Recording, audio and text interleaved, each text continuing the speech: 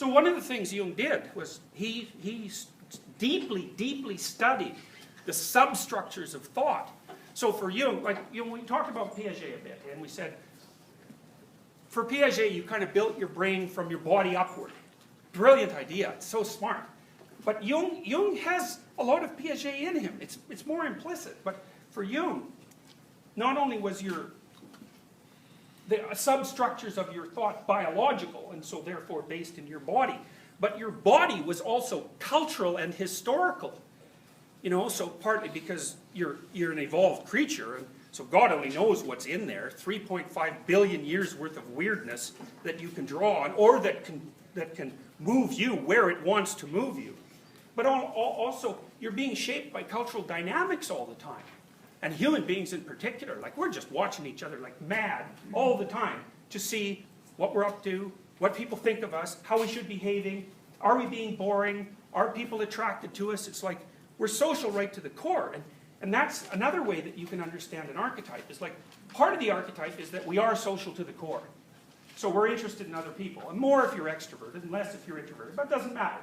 By the standards of, say, solitary animals, we're so social it's just unbelievable. And so that's built in. It's built in. What's built in is that you find that interesting. That's the archetype. The archetype is whatever it is that makes you find that interesting. It's beyond your control. If you're extroverted, you're interested in people. You didn't decide that. It decided it for you.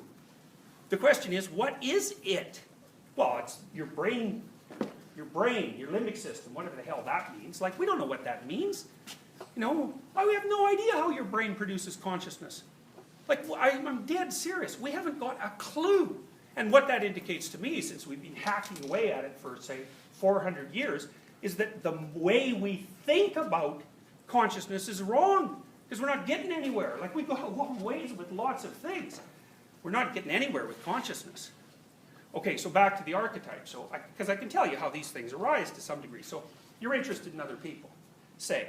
And so you're interested in them because they're unbelievably useful resources, right? Because they know things, they have resources that you want.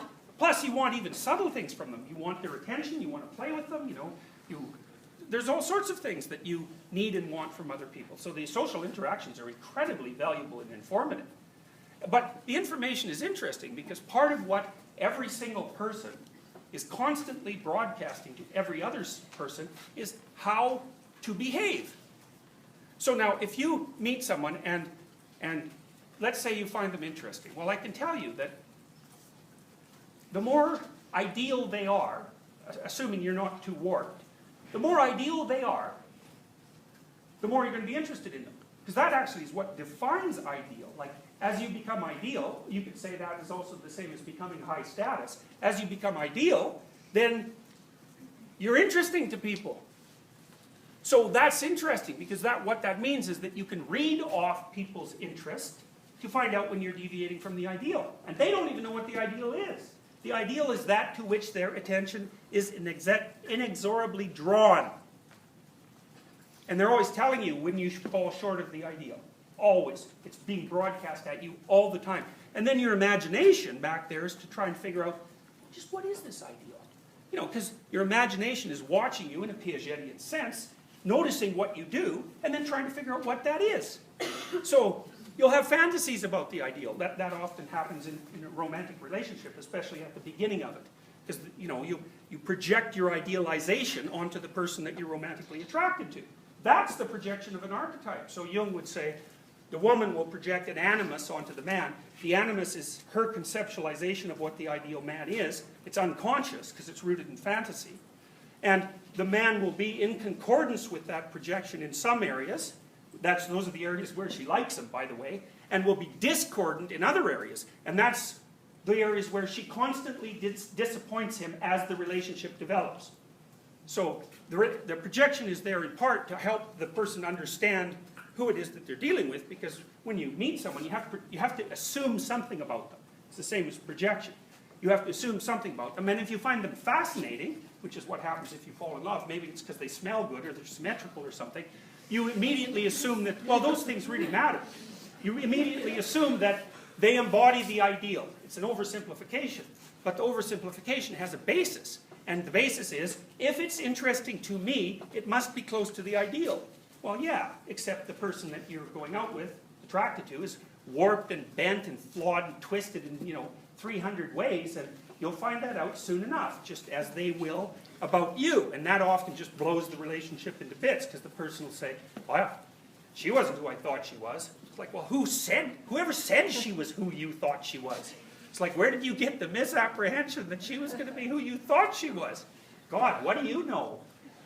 You're led around by your sense of smell and your ability to detect symmetry. It's like, that's not very sophisticated. So so the anima and the animus are two primary Jungian archetypes, and they're very complex, but that kind of gets at the surface. The ideal that I was describing, so people are broadcasting information to each other, which is, be ideal, be ideal, be ideal. It's like, be my ideal, obviously. But let's say if I took 1,000 ideals and then averaged them or extracted out the common ideal, the ideal that was common to all of them, that would be a savior figure. That's what a savior figure is. And then now and then someone comes along who acts quite a bit like that. And poof, you've got yourself a religion.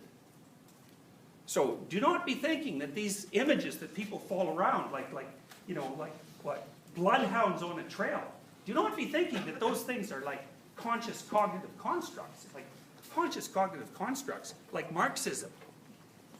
They last like 50 years and they kill 100 million people, and then that's the end of that. A good religious system, man, that'll keep a culture going for like 3,000 years. And even at the end of it, it doesn't disappear. We know that the story of Horus and Osiris, for example, drove Egypt, like Catholicism drove Europe, for like 3,000 years. That's a long time. And then it turned into Christianity. So it's not like it disappeared.